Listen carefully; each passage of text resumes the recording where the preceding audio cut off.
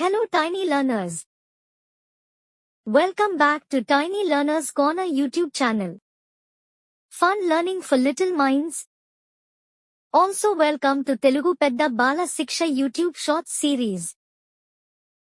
ముందు వీడియోలో మనం తెలుగు వర్ణమాల యూట్యూబ్ షార్ట్ సబ్ సిరీస్ లో పాఠాలు నేర్చుకున్నాం కదా పిల్లలు.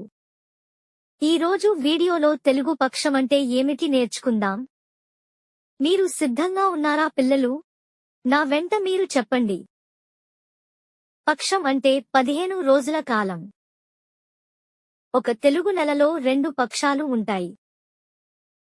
అవేంటంటే శుక్ల పక్షం, కృష్ణ పక్షం.